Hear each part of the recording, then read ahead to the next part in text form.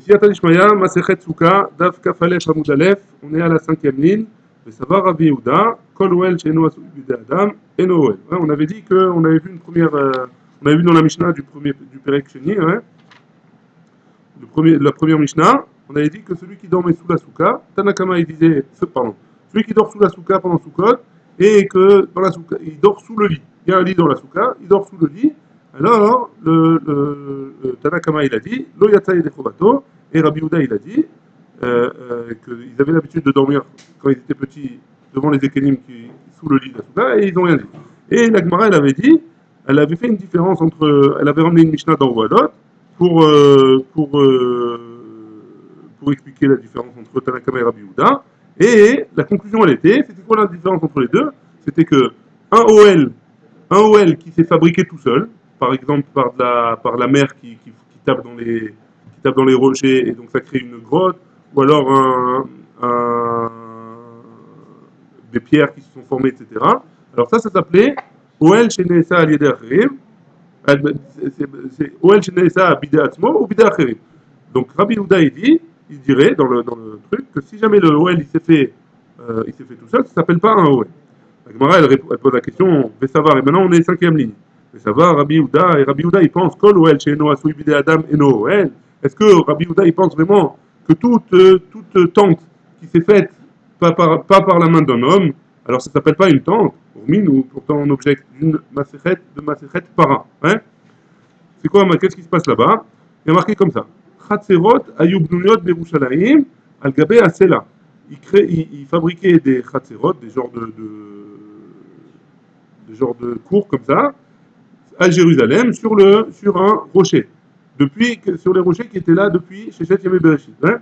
Tartem halal. Et en dessous, ces chatserot-là, il faisait un halal. Un halal, c'est il surélevait un petit peu de au moins un tefah. Hein? Mipene kever ateom. À cause du kever ateom. Kever ateom, c'est une touma que les Chachamim ils ont dit que si jamais il y a c'est-à-dire kever ateom, c'est-à-dire si jamais il y a un creux, un halal en dessous, peut-être qu'en dessous il y a un mort qui est là-bas. Ouais. Et donc celui qui est là-bas, il devrait être tamé. Donc qu'est-ce qu'ils ont fait pour que les personnes elles puissent se servir, pour que les le, là, une autre règle, avant de continuer, une autre règle. Si jamais j'ai un halal de 1 tefar, je laisse un espace de 1 tefar entre la terre et le sol de ma cour, ouais, alors ce tefar-là, il me permet d'être au-dessus entre la touma. Si jamais en dessous, il y a une touma, alors cette touma, elle va s'arrêter. Ouais, elle va pas monter au-dessus. Et donc, toutes les personnes qui vont être au-dessus de cette cour-là, de ces khatserot, alors ils vont rester théorim. Donc, qu'est-ce qu'ils faisaient? Ils faisaient sur la terre, sur les rochers, une khatserot, une cour, avec un espace de 1 tefar en dessous, au moins, Betartem Khala, ou Mevin, Nashim ou Barot. Et il va emmener les femmes qui étaient enceintes là-bas dans cette maison, cette cour, Veyol Docham, et ils accouchaient là-bas pour que les bébés ne soient jamais en contact avec une Touma. Mais Gadlot Benehem Sham, les parents. Et pourquoi il les faisait grandir comme ça? Pour que quand Bezrat Hashem, le Mashiach il va venir et qu'on va avoir le troisième Beth Amikdash, ouais, alors il y aurait des gens qui seront purs pour pouvoir, parce que pour pouvoir être mitasek avec la paradouma, il faut que la personne elle soit pure. Hein? Et donc ils faisaient grandir leurs enfants sur ces chatzerot là. Mevim shbarim. Et on emmenait des taureaux. On emmenait des taureaux, vers le gaben de la tot. Et on mettait sur les taureaux des genres de planches, justement pareil, pour la même raison, que pour les transporter d'un endroit à l'autre, alors il fallait qu'il y ait un halal de 1 tefar, ou de plus que 1 tefar, entre le sol, que si jamais le taureau il marche sur un endroit où il y a une touma, alors cette planche-là, elle faisait une khatitza, elle bloquait la touma pour qu'elle monte pas jusqu'au-dessus de l'enfant, jusqu'au-dessus, et l'enfant il était protégé de la touma. Donc il mettait sur le dos des taureaux des portes. Vetinokot Yoshvim al Gabéen, et ces enfants-là, ils se marchaient, enfin ils se tenaient sur ces portes-là, des kosot shel even bidéen, et ils avaient des verres ou des ustensiles en pierre qui ne recevaient pas la touma, hein, dans leurs mains.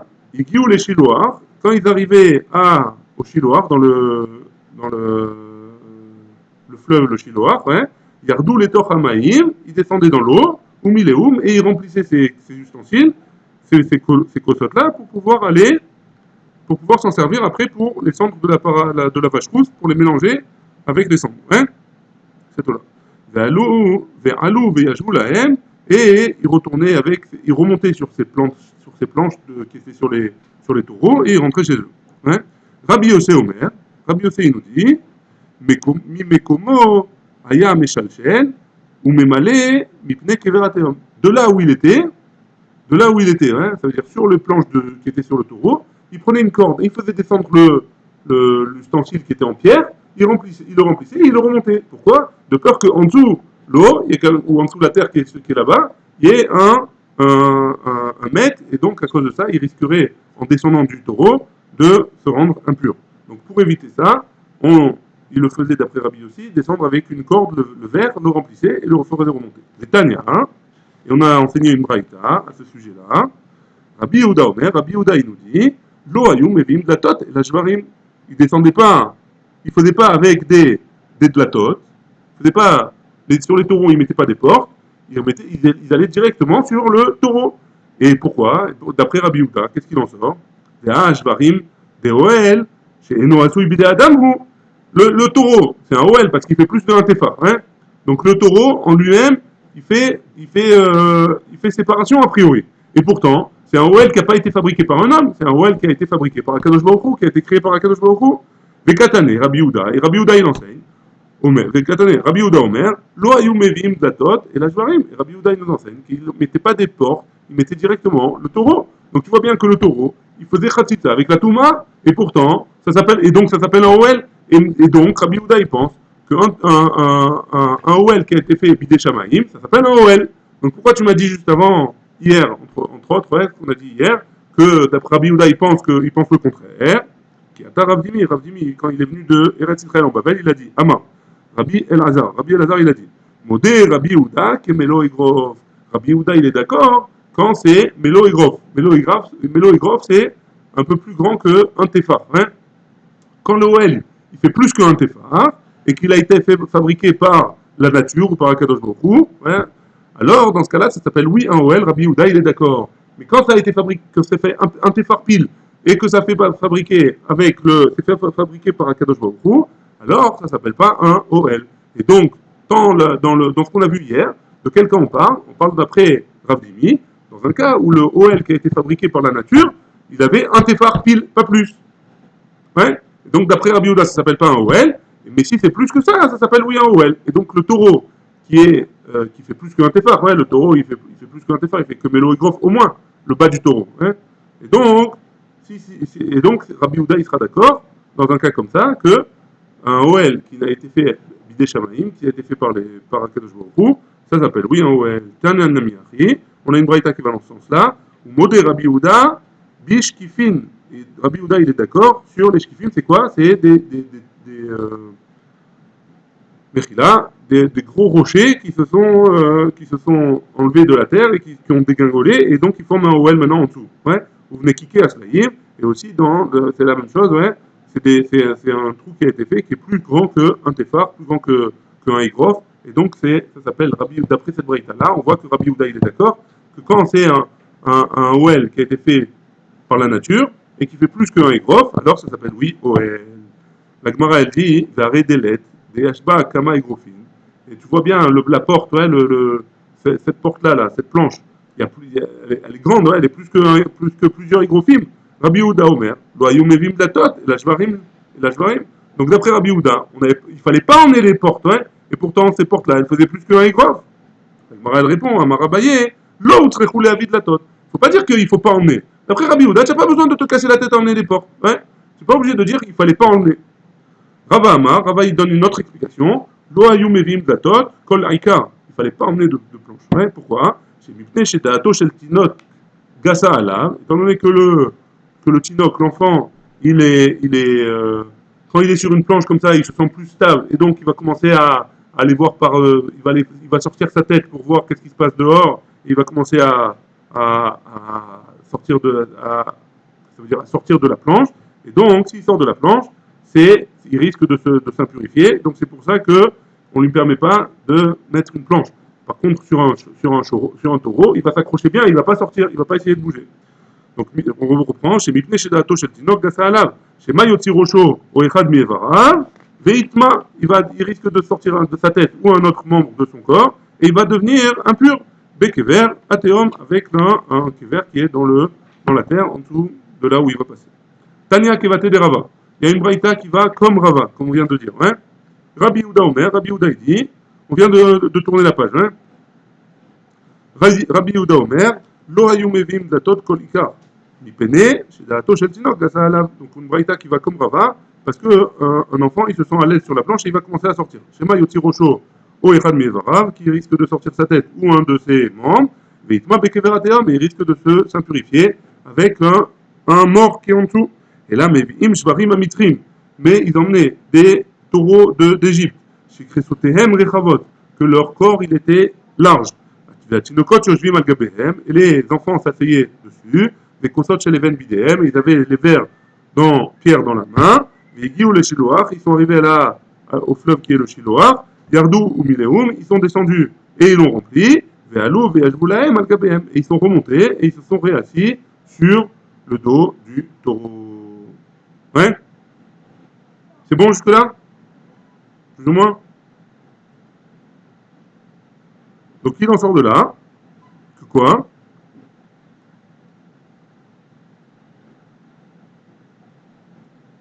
Un OL, une tente qui a été faite, même si c'est pas été faite avec par les mains de l'homme, ça s'appelle oui un OL. À condition qu'il soit plus qu'un égrof.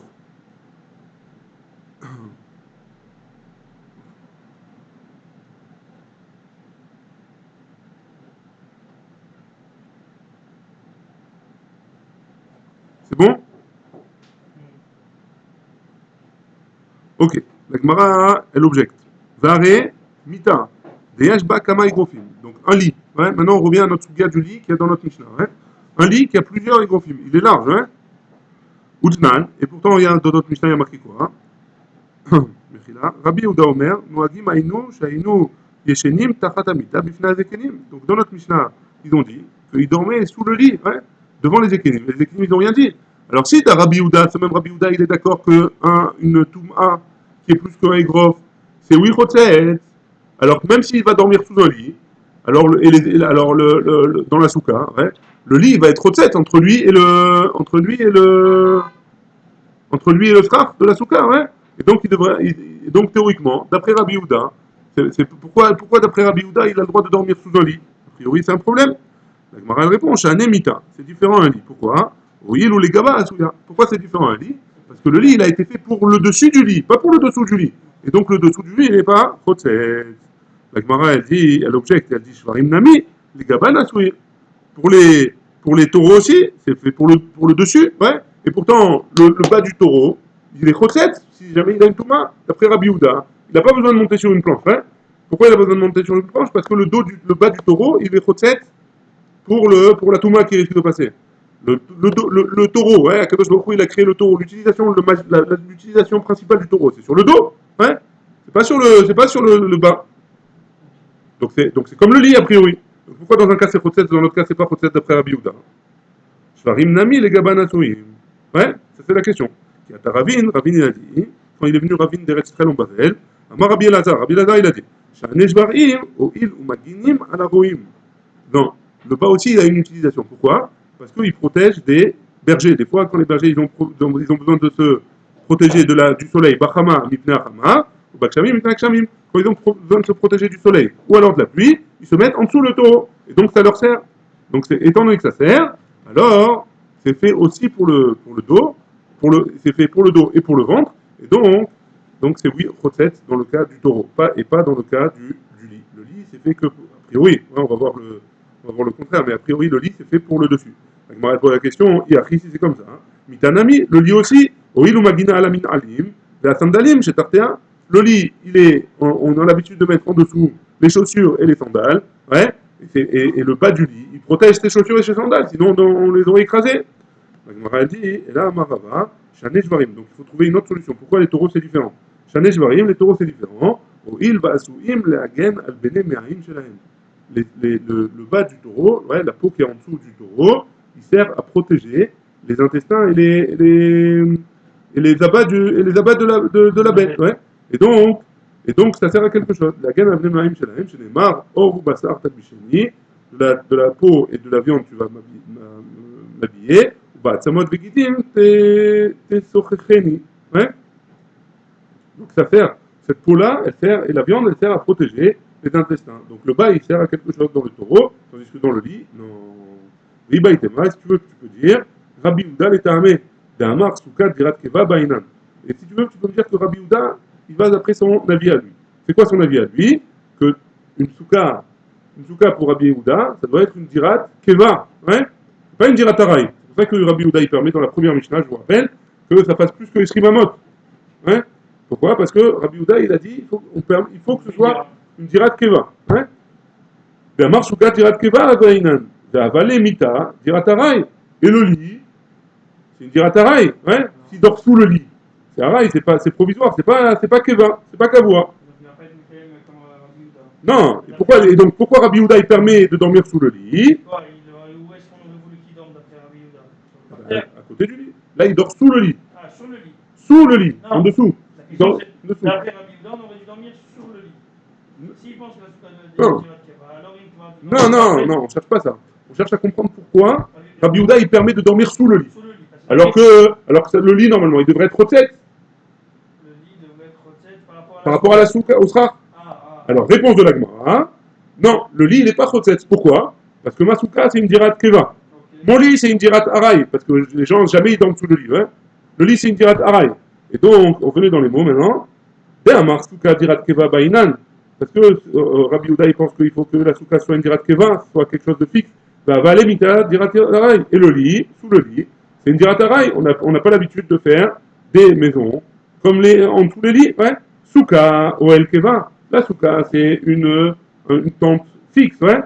Velo ate oel araï. Mais va-t-elle oel keva. Je ne vais pas mettre une tente qui est provisoire dans ma souka qui est le lit et qui va m'annuler ma tente fixe, qui est ma souka. Ouais. Et c'est pour ça que Rabbi Houda il permet de dormir sous le lit. Rabbi Shimon de Amarnami, souka dirat keva bainan. Et pourtant, il n'y a pas que Rabbi Houda qui pense comme ça. Rabbi Shimon aussi pense qu'on a besoin d'une dirat keva pour la souka. Et Ate Oel Araï, va-t-elle Oel Keva? Et quoi, Rabbi Shimon il pense que une Oel Araï, il est Mevatel, un Oel Keva, une tente provisoire, elle va m'annuler une tente fixe. Hein? Il m'a répondu, oui, en effet. Mais appliqué. En ça, ils sont marloquettes, Rabbi Houda et Rabbi Shimon. Non, ça va, Ate Oel Araï, ou Mevatel Oel Keva. Il pense que quelque chose de provisoire, il peut annuler, il peut venir et annuler quelque chose de fixe. Ou ça va. Et il va me dire, Lo Ate Oel Araï, ou Mevatel Oel Keva. Que c'est Rabbi Houda le deuxième avis, qu'une tente fixe, une tente provisoire, elle ne peut pas m'annuler ma tente fixe. Et donc c'est pour ça que d'après Rabbi Houda, j'aurai le droit de dormir en dessous le lit, tandis que d'après Rabbi Shimon, j'aurai pas le droit. Amar Rabbi Shimon, donc dernier cas de la Mishnah, on va traiter maintenant. Ouais, Rabbi Shimon il avait dit, Maaseh Betavi Avdo, qu'il avait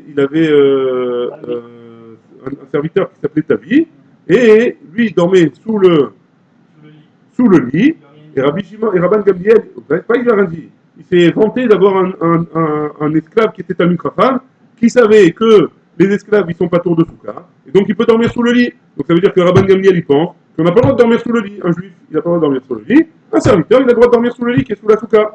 Ouais. Tania Amar Rabbi Shimon, on a une braïta qui dit au nom de Rabbi Shimon, mais sichato chez le Rabban Gamliel, la madno shnedvarim, de la sikha de la discussion qu'il a eue Rabban Gamliel, on a appris deux choses. La madnou chez Avadim Tourim Minasuka, on a appris que les serviteurs ils sont pas tours de souka, hein, les esclaves ils sont pas tours de souka. La madnou chez Ayashen Tachata Souka, pardon, la madnou chez Ayashen Tachata Mita, lo yatsa yedechovato, que celui qui dort sous le lit, d'après Rabban Gamliel, il n'est pas yotse yedechova. Et ça on a appris de sa discussion sur son serviteur Avdi, Atavi Avdi, hein, Tavi Avdo. Velema, la Gemara pose la question, c'est quoi sur la chambre de la Braïta là? De Misichato chez le Rabban Gamliel, hein, de la discussion de Rabban Gamliel. Lema, elle aurait dû dire, Midvarav chez le Rabban Gamliel, par rapport à ce qu'il a dit, Rabban Gamliel, des paroles de Rabban Gamliel ou du limoud de Rabban Gamliel. Pourquoi de la discussion qu'il a eu Rabban Gamliel? La Gemara, elle répond, Milta, Agav, Oche, Kamashmana. La Gemara, elle a voulu nous apprendre, la Mishnah, la Braïta, elle a voulu nous apprendre une autre chose, quelque chose de supplémentaire. Qui a des Amar Ravacha Barada.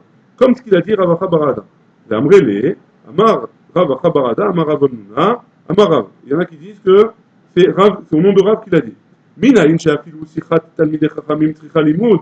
D'où est-ce qu'on apprend que une sichat chachamim, même une discussion simple, qui a l'air de n'avoir aucun intérêt, de talmidei chachamim, ouais, de gens talmidei chachamim, on peut apprendre quelque chose. Chez les marques, comme c'est écrit, Valéou lo ibol.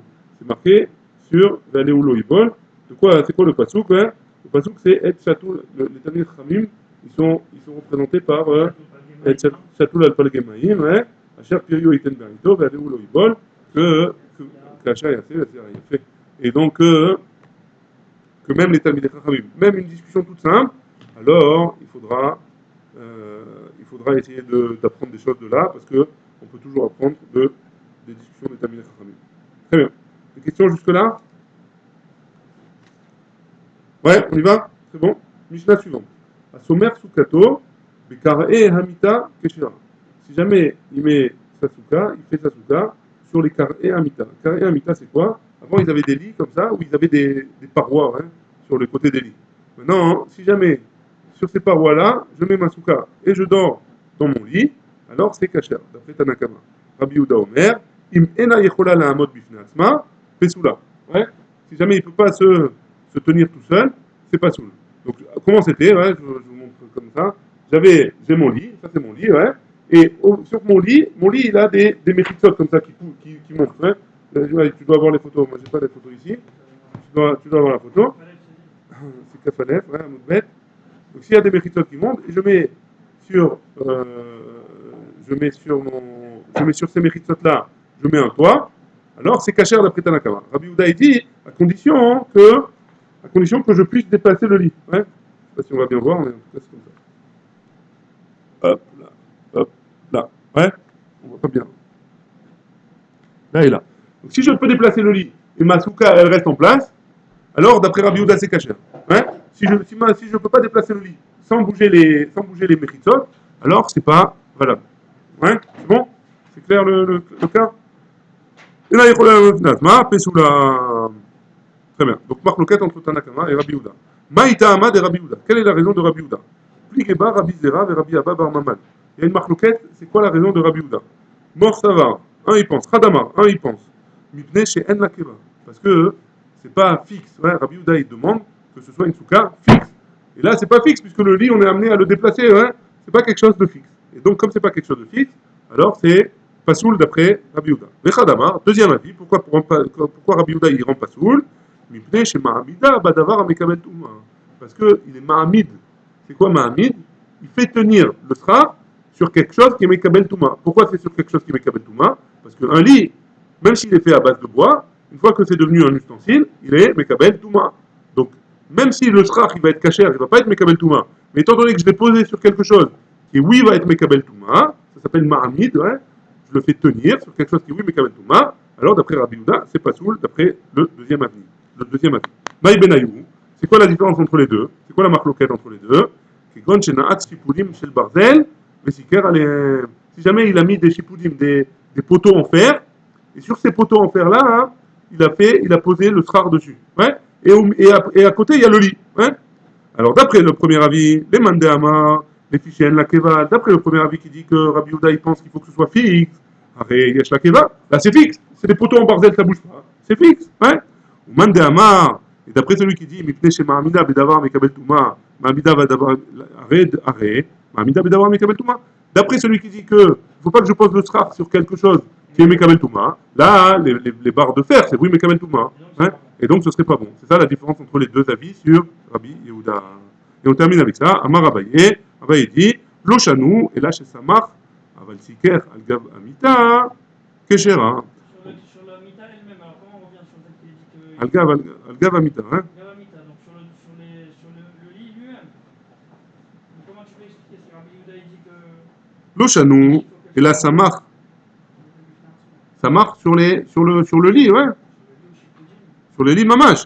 Aval sikech al gav amita. S'il a fait, il a planté les poteaux autour et il a mis le star dessus, c'est bon. Ouais. Keshera, c'est kasher. Maïtama, c'est pour la raison. Les mandamar, regarde la suite, tu vas comprendre. Hein. Les mandamar, les fichiers de la keva, areyesh la keva. C'est fixe puisque c'est des poteaux en bois qui sont posés sur le sol. Ouais. Ou le mandamar, mipne shema amida bedavar mikabel touma. Aré, en ma amida bedavar mikabel touma. Ces poteaux-là qui sont en bois, ils ne sont pas mekablim touma. Donc il n'y a pas de problème. C'est du bois. C'est du bois. C'est des poteaux, c'est pas un ustensile. Hein, le lit, c'est un ustensile. Le poteau, c'est pas un ustensile. C'est comme des branches pas des branches, des barres de bois, ouais. Donc, dans ce cas-là, c'est bon. Et donc, dans ce cas-là, ce serait cachère même d'après Rabbi Yehuda.